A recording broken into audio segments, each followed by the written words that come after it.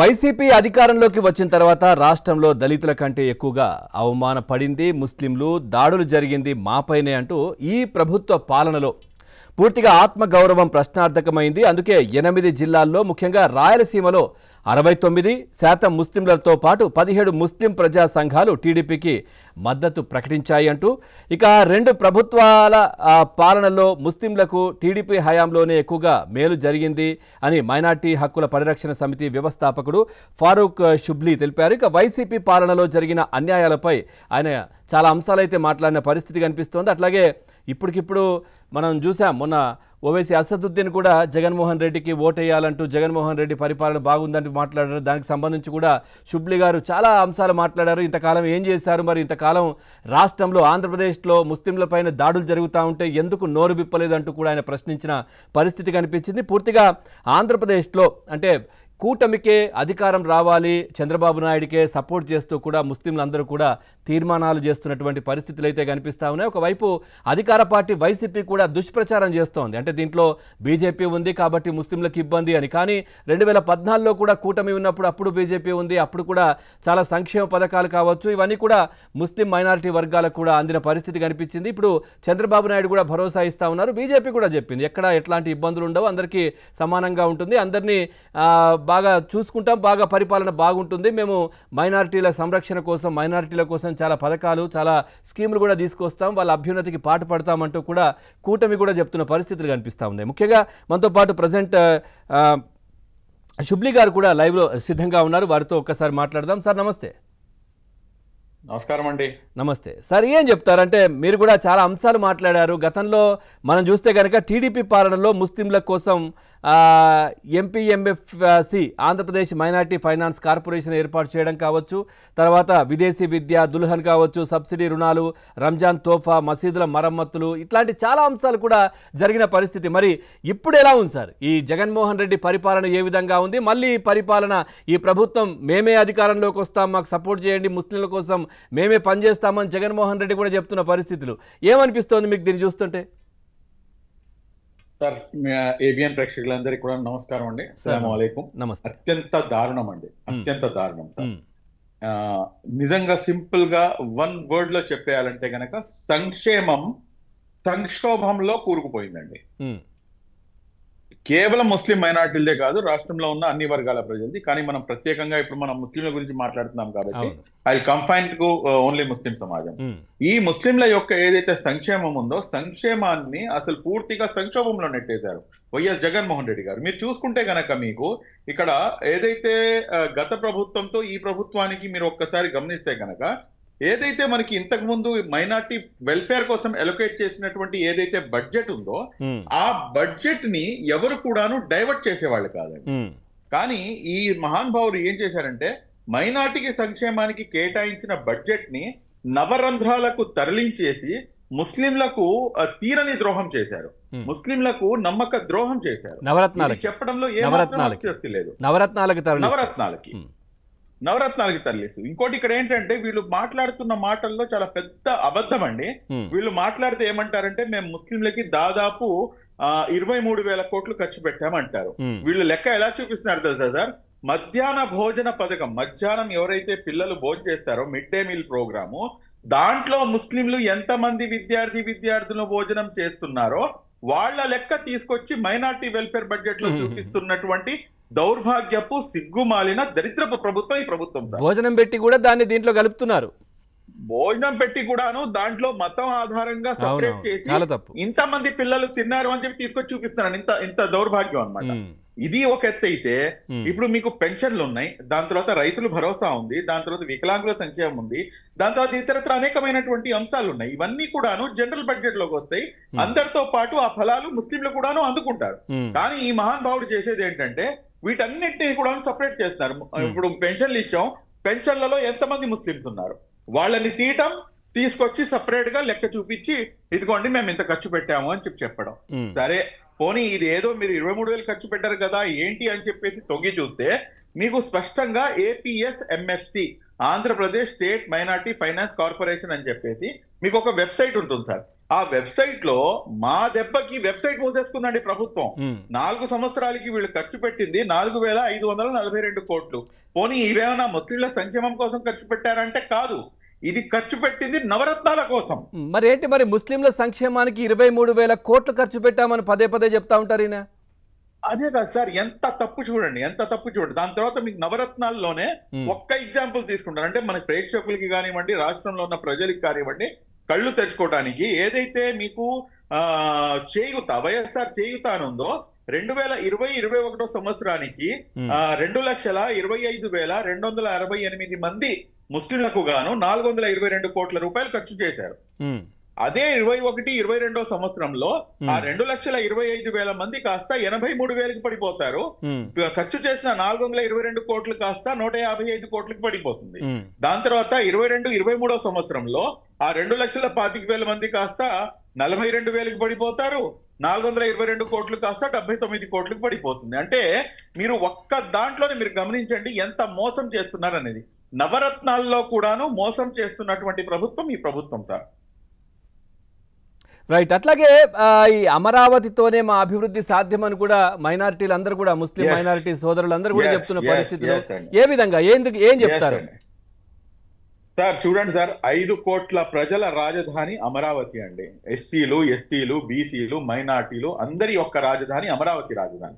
ఇక్కడ మనం గమనించాల్సింది ఏంటంటే రాష్ట్రం సస్యశ్యామలంగా ఉండాలి, రాష్ట్రం సర్వతోముఖాభివృద్ధి వైపుకి పయనించాలి, రాష్ట్రం దినదినాభివృద్ధి చెందాలి. అప్పుడు మాత్రమే రాష్ట్రంలో ఉన్నటువంటి అన్ని సామాజిక వర్గాల ప్రజలు కూడాను డెవలప్మెంట్ దిశకు వెళ్తారు, అన్ని సామాజిక వర్గాలు కూడాను అభివృద్ధి చెందుతారు. అందులో భాగంగానే అమరావతి రాజధాని. ఈ అమరావతి రాజధానికి ముస్లింలకు ఉన్నటువంటి లింక్ నేను మీకు చెప్తాను చూడండి సార్. అమరావతి రాజధాని ప్రాంతం మీరు చూసుకుంటే గనక పాత కృష్ణా మరియు గుంటూరు జిల్లాలను కలుపుకుంటే గనక అమరావతి రాజధాని ఏర్పడుతుంది. ఇదే పాత కృష్ణా మరియు గుంటూరు జిల్లాలో అంటే గుంటూరు, విజయవాడ ప్రాంతం, సరౌండింగ్ ప్రాంతం గమనిస్తే కనుక మీకు దాదాపు 8 నుంచి 9 లక్షల మంది జనాభా ముస్లింలు ఇక్కడ ఉంది. నంబర్ 1. నంబర్ 2, మా యొక్క ప్రార్థనాలయాలు అంటే మసీదులు కానివ్వండి, లేకపోతే దర్గాలు కానివ్వండి, లేకపోతే ఆశుర్ఖానాలు కానివ్వండి, what ever it may be, ఇలాంటివి దాదాపు 750 నుంచి 800 ఉన్నాయి. ఇదంతా ఒక ఎత్తు అయితే గనక ఆర్థికంగా నేను మీకు చెప్తాను చూడండి. గుంటూరులో ఒక ఆటో నగర్ ఉంది, ఏషియాలోనే బిగ్గెస్ట్ ఆటో నగరు మన విజయవాడలో ఉంది. ఈ 2 ఆటో నగర్లో అత్యధికంగా బాడీ బిల్డింగ్ లో కానివ్వండి, మెకానిక్ గా కానివ్వండి, పెయింటర్ గా కానివ్వండి, మెకానిక్ గా కానివ్వండి, లేకపోతే మీకు ఆటోమొబైల్ రంగంలో కానివ్వండి, టైర్ మార్కెట్ లో కానివ్వండి, ఏ రంగమైనా తీసుకోండి, ఎలక్ట్రీషియన్ కానివ్వండి, అన్ని రంగాల్లో కూడాను మోర్ దాన్ 50% ముస్లింలు, ముస్లిం యువకులు అక్కడ వాళ్ళ యొక్క ఆర్థిక లబ్ధి ముడిపడి ఉంది. ఒకవేళ రాజధాని ఇక్కడికి వస్తే వీళ్ళందరూ కూడాను రాబోయే 20-25 సంవత్సరాల వరకు వీరు ఉపాధి కోసం వెతుక్కోవాల్సినటువంటి అవసరం లేదు. ఈ వైఎస్ జగన్మోహన్ రెడ్డి గారు మేము అమరావతి రాజధాని ఇక్కడే ఉంటుందంటే మేము మోసపోయి ఆయనకే ఓటేశాము. కానీ ఈ రోజున ఆయన ఇచ్చిన మాటకి మాట ఇచ్చి మడమ తిప్పి చేతులు కాళ్ళు అన్ని ఎత్తేసి ఈ రోజున నేను విశాఖపట్నం తీసుకెళ్తానంటే ముస్లింలు ఏమాత్రం కూడా ఒప్పుకోరండి. ఎందుకంటే ఇక్కడ ఉన్నటువంటి జనాభాలో 10% జనాభా కూడాను మీకు విశాఖపట్నంలో ఉండరు. ఇక్కడ ఉన్నటువంటి ఏదైతే మా సంస్థలు ఉన్నాయో వాటిలో నుంచి 10% కూడాను అక్కడ లేవు. ఇక్కడ ఆర్థికంగా మేము ముడిపడి ఉన్నాము, అక్కడ ముడిపడి లేవు. కాబట్టి ఇక్కడ ఉంటే కనుక ముస్లింలు ఆర్థికంగా, సామాజికంగా, రాజకీయంగా, అదేంటంటే రాజకీయంగా అంటారు, రాజకీయంగా మీరు చూసుకుంటే కనుక విజయవాడ వెస్ట్, అదే విధంగా గుంటూరు ఓల్డ్ గుంటూరు, ఈ 2 కూడాను ముస్లింలకి ఇస్తున్నటువంటి ప్రాంతాలు. రేపటి రోజున బైఫర్కేషన్ లో ఇంకా ప్రాంతాలు పెరిగితే కనుక ఇంకా 1-2 ఇంకా సీట్లు పెరిగే అవకాశం ఉంటుంది. కాబట్టి రాజకీయంగా కూడాను ముస్లిం సమాజం అభివృద్ధి చెందాలంటే, మా యొక్క ఆర్థిక పరిస్థితులు జరగాలంటే, అదే విధంగా సామాజికంగా, అదే విధంగా ఆధ్యాత్మికంగా సైతం కూడాను మేము ఇంకా దృఢంగా కావాలంటే కనుక అమరావతి మాత్రమే ఏకైక రాజధానిగా కొనసాగాలి. రైట్. అట్లాగే సార్, అంటే వక్ఫ్ బోర్డు ఆస్తుల పరిరక్షణకు టీడీపీ ప్రభుత్వం జీవో 8ని కూడా తీసుకొని వచ్చింది. అప్పుడు ఆ తర్వాత దాన్ని 22A కూడా చేర్చారు. ఆ భూములు ఏవైతుందో దానికి పరిరక్షణకు సంబంధించి ఒక పూర్తిగా చట్టాన్ని తీసుకొచ్చారు. జగన్మోహన్ రెడ్డి ఆ చట్టాన్ని తీసేశారు. దానివల్ల మీకు నష్టం ఏంటి? ఆ చట్టం తీసేయడం కాదండి, ఆ చట్టం తీసేసి మహానుభావులు ఏం చేశారంటే ఆ జీవో నంబర్ 18 ఏం చెప్తుందంటే, ఆ జీవో నంబర్ 18 ప్రకారంగా రాష్ట్రంలో ఉన్నటువంటి ఏమంటారు మీకు జిల్లా కలెక్టరు, దాని తర్వాత జిల్లా ఎస్పీ, దాని తర్వాత మొత్తం ఎంఆర్ఓ వీళ్ళందరినీ కలిపి ఒక కమిటీ ఏర్పాటు చేసి అది వక్ఫ్ ఆస్తుల పరిరక్షణ కమిటీగా ఉండేది. అంటే అక్కడ కలెక్టర్ గారికి సర్వాధికారాలు ఉండేవి. వీటన్నింటినీ కూడాను తీసి పక్కన పెట్టి వైఎస్ఆర్ కాంగ్రెస్ పార్టీలో ఉన్నటువంటి రెండవ శ్రేణి నాయకులు ఎవరైతే ఉన్నారో వాళ్ళందరినీ కూడాను ఈ రోజున తెర మీదికి తీసుకొని రావడం జరిగింది. వాళ్ళందరినీ కూడాను ఆ కమిటీల్లో పెట్టి ఆ కమిటీలు ఏర్పాటు చేయడం జరిగింది. దానివల్ల జరిగినటువంటి అన్యాయం అంతా ఇంత కాదు సార్. ఈ రోజున మీరు చూసుకుంటే గనక మీకు ఇప్పటిదాకా ఏదైతే ఎన్ఓసీస్ ఉన్నాయో అవి ఇవ్వకూడదు, కానీ 22A ఉన్నటువంటి అంశాలని కూడాను వీళ్ళు ఈ రోజున ఇచ్చేశారంటే మనం ఏం చెప్తాం చెప్పండి. ఇంకా ఇప్పుడు మీకు చూసుకుంటే గనక వైఎస్ఆర్సీపీ ప్రాపర్టీ 22A ఉన్నటువంటి నెల్లూరులో ఉన్నటువంటి ఒక ప్రాపర్టీని ఏదైతే నెల్లూరు సిటీలో అబ్బాస్ అలీ ఖాన్ మాస్క్ కి చెందినటువంటి ప్రాపర్టీ అండి, వేల కోట్లలో ఉంటుంది సార్. అదే విధంగా మీకు బనగానపల్లిలో సర్వే నంబర్ 192 విలేజ్ కర్నూలులో వచ్చేసి అటాచ్ గా ఉన్నటువంటి ప్రాపర్టీ నబీబాగ్ కి సంబంధించినటువంటి ప్రాపర్టీని 2023 సంవత్సరంలో ఎన్ఓసి ఇచ్చేసి అమ్మేసుకున్నారండి. సార్ దాని తర్వాత మీరు గమనిస్తే ఒక్క పాయింట్ సార్ ఇంకోటి మీకు గమ్మత్తైన అంశం ఏంటంటే గతంలో టీడీపీ హయాంలో ఉన్నప్పుడు కేవలం 2000 కేసులు మాత్రమే ఉండేవండి వక్ఫ్ బోర్డ్ కి సంబంధించి హైకోర్టులో. ఇప్పుడు ప్రెసెంట్ ఆ కేసులు 5000కు చేరుకున్నాయండి. 5000 డబల్ కాదు, డబల్ కన్నా ఎక్కువ. అంటే అన్యాయము దాని తర్వాత ఆక్రమణలు ఎంత స్థాయిలో జరుగుంటాయో ఈ కేసుల్ని బట్టే మీరు ఆలోచించారు. ఎట్లా చెప్తారు ముస్లిం మైనారిటీలు అందరూ నాతోనే ఉన్నారు, నాకే ఓట్లేస్తారు, వీళ్ళందరూ నా వెంటే ఉన్నారని ఏ విధంగా చెప్తున్నారు ఆయన అసలు? అంటే ఆయన ఏంటంటేనండి ఒక గ్లోబల్ ప్రచారం అంటారు. గ్లోబల్స్ మీకు ఐడియా ఉంటుంది కదా, ఒక అబద్ధాన్ని ఏంటంటే చాలా చక్కగా ప్రజెంట్ చేయడానికి. కాకపోతే ఏంటంటే ఈయన నా మైనార్టీలు నేను పుట్టిందే ముస్లింల కోసం, మా నాన్నగారు నన్ను పుట్టించిందే ముస్లింల కోసం అని చెప్పి చెప్తారు. కానీ వాస్తవానికి అయితే అది కాదండి. వాస్తవాలు దానికి వ్యతిరేకంగా ఉన్నా జగన్మోహన్ రెడ్డి గారు అంటే నా మైనార్టీలు అంటారు కదా సార్, నా అని చెప్పినప్పుడు మమ్మల్ని సంకనాకిచ్చేశారు, మమ్మల్ని నోట్లో మట్టి కొట్టేశారు, మా కడుపుల మీద కొట్టారు, మా ఆత్మగౌరవాన్ని ప్రశ్నార్థకంగా మార్చేశారు. సార్ ఒక బ్రేకింగ్ న్యూస్ అయితే అంటే చూడొచ్చు, అంటే మైనారిటీలు అందరూ కూడా నిజంగా అంటే ఇతర ప్రాంతాల్లో ఉన్న వాళ్ళు కూడా చంద్రబాబు నాయుడు గారికి మద్దతు తెలుపుతున్నటువంటి పరిస్థితులు కనిపిస్తూ ఉన్నాయి. విద్యకు సంబంధించి యువత, మీ దాంట్లో ఉన్న యువత కూడా విదేశాలకు వెళ్ళి చదువుకుంది అప్పుడు అంటూ కూడా చాలాసార్లు మీరు అందరూ చెప్పిన పరిస్థితులు కనిపించాయి. ఇప్పుడు అట్లాంటి పరిస్థితి లేదు. ఇప్పుడు ఏదైతే చూస్తుందా ప్రపంచ ప్రఖ్యాతి దియోబంద్ నగరం కేంద్రంగా పనిచేస్తున్న తంజీమ్ ముఫ్తియాన్ చంద్రబాబు నాయుడు గారితో కలిసి పనిచేయడానికి మద్దతు తెలపడానికి కూడా ముందుకు వస్తున్నట్టుగా తెలుస్తోంది. ఓ లెటర్ కూడా రిలీజ్ అయింది సార్, మనం లెటర్ కూడా నేను ప్లే చేస్తున్నాను. సో ఏం చెప్తారు దీనికి సంబంధించి చాలా మంచి శుభ పరిణామం సార్ ఇది. నేను మనస్ఫూర్తిగా స్వాగతం పలుకుతున్నాను. అలాగే తంజీమే ముఫ్తియాన్ కి చెందినటువంటి ఎవరైతే మన మత పెద్దలు ఉన్నారో వారు ఎవరైతే వచ్చి ఈ ప్రకటన చేశారో వాళ్ళకి 2 చేతులు జోడించి ఈ ఆంధ్ర రాష్ట్ర ముస్లింల ప్రజల తరపు నుంచి, అదే విధంగా యావత్తు ఆంధ్ర రాష్ట్ర ప్రజల తరపు నుంచి, కేవలం ముస్లింలు కాదండి, ఎందుకంటే ఈ రోజు మేము మాత్రమే కాదు, ఆంధ్ర రాష్ట్రం మొత్తం ఇబ్బందుల్లో ఉంది. దీంట్లో నుంచి బయటపడాలంటే కనుక సాయశక్తులు ఎవరికి ఏది కుదురుతుందో వాళ్ళందరూ చేయాలి. కాబట్టి ఆంధ్ర రాష్ట్ర ప్రజలందరి తరపు నుంచి కూడాను తంజీమే ముఫ్తియాన్ అధినాయకులకు కూడాను నేను మనస్ఫూర్తిగా కృతజ్ఞతలు, శుభాభినందనలు తెలియజేస్తున్నాను. నిజంగా సార్ ఇది తంజీమే ముఫ్తియాన్ అనేది చాలా పెద్ద సంస్థ సార్. దియోబంద్ అంటే ప్రపంచ వ్యాప్తంగా ఏంటంటే దియోబంద్ ని ఒక మంచి పేరుంది. ఆధ్యాత్మికంగా ముస్లిం సమాజంలో ఒక చాలా పెద్ద పేరు ఉంది. ఆ సంస్థకి చెందినటువంటి తంజీమే ముఫ్తియాన్ అంటే ఎవరైతే ముఫ్తీలు ఉంటారో, అంటే ముఫ్తీలు అంటే ఎవరైతే ఈ ఫత్వాలు జారీ చేస్తారో ఈ ముఫ్తీల అందరికీ కూడాను దేశంలో ఉన్నటువంటి అన్ని ముఫ్తీలకి సంబంధించి ఒక యునైటెడ్ ఆర్గనైజేషన్ అన్నమాట అది తంజీమే ముఫ్తియాన్ అనేది. దేశంలో ఉన్నటువంటి ముఫ్తీలందరూ కూడాను ఆ అంబ్రెలా కిందకు వస్తారు. వాళ్ళు ఈ రోజు చంద్రబాబు నాయుడు గారి దగ్గరకు వచ్చారంటే అది మీకు బంగారం ఎక్కడైనా ఉండివ్వండి. అవునా, ఫోటోలు కూడా వేస్తున్నాను సార్, ఫోటోలు కూడా ఉన్నాయి. వాళ్ళందరూ బాబు గారితో కలిశారు, వాళ్ళందరూ వాళ్ళకందరికి కూడా బాబు గారికి వాళ్ళు చంద్రబాబు నాయుడు గారికి సపోర్ట్ చేస్తున్నామని వాళ్ళు చెప్పారు. అంటే రాష్ట్రం బాగుండాలంటే మీరు రావాలన్నట్టుగా కూడా మాట్లాడినట్టుగా తెలుస్తోంది సార్.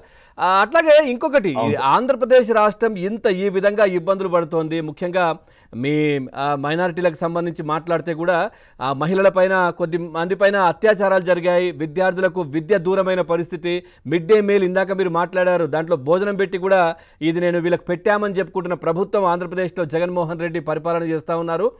సో ఇప్పుడు ఇంతకాలం ఇన్ని దాడులు జరిగినా ఇంత మీరు వెనకబడిపోతున్న ఆంధ్రప్రదేశ్లో మాట్లాడనటువంటి ఓవైసీ ఎవరైతే అసదుద్దీన్ ఓవైసీ ఇప్పుడు మాట్లాడుతున్నారు. ఇప్పుడు జగన్మోహన్ రెడ్డి మళ్ళీ అధికారంలోకి రావాలన్నట్టుగా మాట్లాడుతున్నారు. ఆయన మిత్రులు కూడా ఇటు కేసీఆర్ కావచ్చు, లేదంటే కేటీఆర్ కావచ్చు, వీళ్ళందరూ ఇంతకాలం లేదు, ఇంతకాలం మాట్లాడిన వాళ్ళు ఇప్పుడు మాట్లాడుతున్నారు. ముఖ్యంగా అసదుద్దీన్ గురించి ఏం చెప్తారు?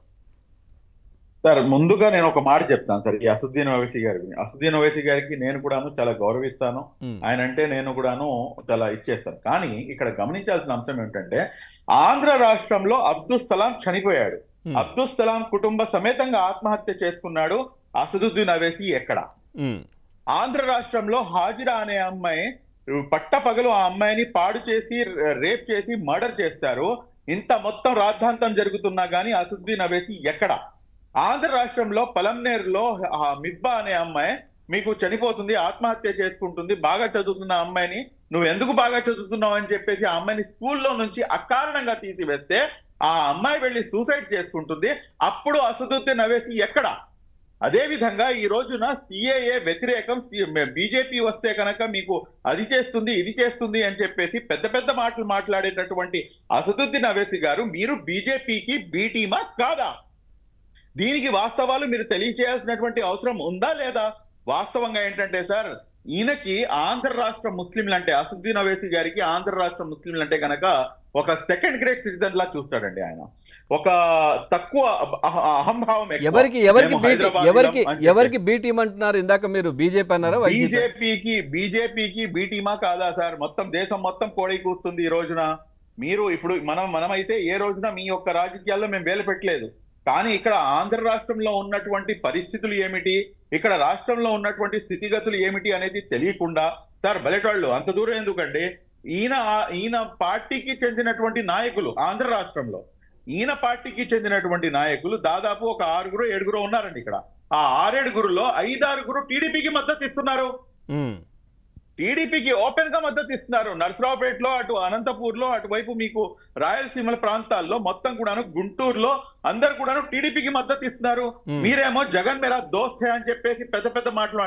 మీ దోస్త్ ఉంటే కనుక మీరు వెళ్ళి క్రికెట్ ఆడుకోండి, మీ దోస్త్ అయితే కనుక మీరు వెళ్ళి గిల్లిదండ ఆడుకోండి. అంతేగాని మా జీవితాలతో, ఆంధ్ర రాష్ట్ర ముస్లింల అమాయక ప్రజల జీవితాలతో ఆడుకునే రైటు మీకు ఏమాత్రం కూడా లేదు అసదుద్దీన్ ఓవైసీ గారు అని చెప్పేసి స్పష్టంగా మేము ఖండిస్తున్నాము. ఆయన మాటల్ని ఆంధ్ర రాష్ట్రంలో ఉన్నటువంటి ఆయన పార్టీకి చెందినటువంటి నాయకులే వినట్లేదు, ఇంకా ఇతరులు ఎందుకు వింటారు సార్?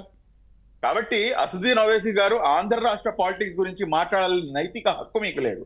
ఆ నైతిక హక్కు మీకు రావాలంటే ఇక్కడ ఉన్నటువంటి సమస్యలపై మీరు స్పందించండి, ఇక్కడ ఉన్నటువంటి ఇష్యూస్ ని మీరు టేకప్ చేయండి, దాని తర్వాత మీరు మాట్లాడండి. రాజకీయాలు ఎవరైనా మాట్లాడవచ్చు, రాజకీయాలు ఎవరైనా చేయవచ్చు, సమస్యలపై ఎవరైనా స్పందించవచ్చు.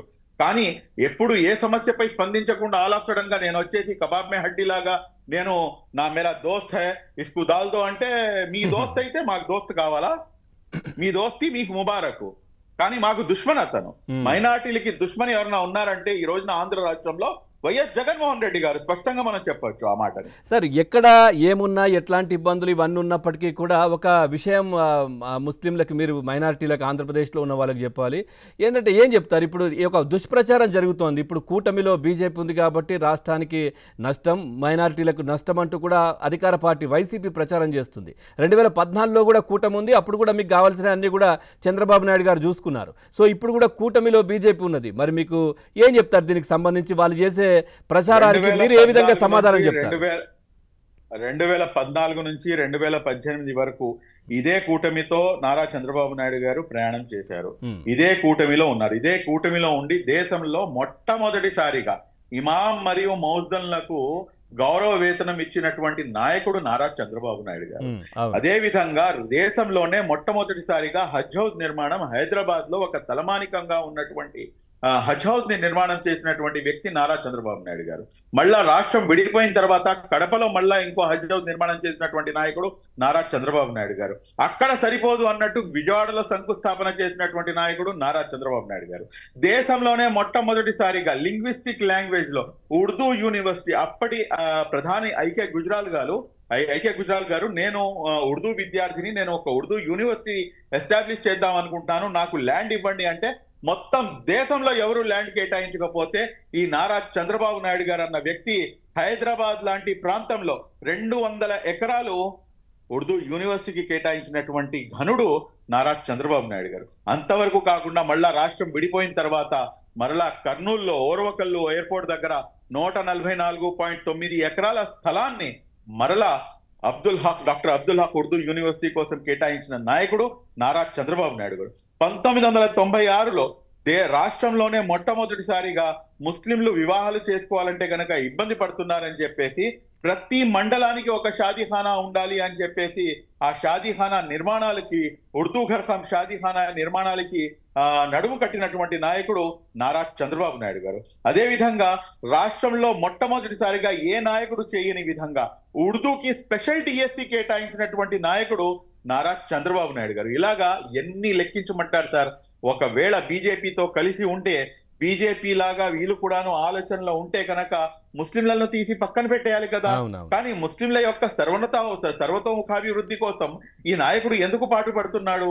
ఇక్కడ గమనించాల్సిన అంశం ఏంటంటే నారా చంద్రబాబు నాయుడు గారికి కులాలతో కానీ మతాలతో కానీ లేకపోతే ఇతర వర్గాలు వైషమ్యాలు వీటన్నిటితో సంబంధం లేదండి. వీటన్నిటిని కూడాను ఆయన ఈక్వల్ గా చూస్తారు. ఈ రోజున మన రాష్ట్రంలో మీరు చూసుకుంటే కనుక ఏదైతే సంక్షేమ ఫలాలు 527 మంది విద్యార్థులు మన రాష్ట్రం నుంచి విదేశాలకు వెళ్ళి వాళ్ళు ఎస్టాబ్లిష్ కాగలిగారు. ఇప్పుడు మీ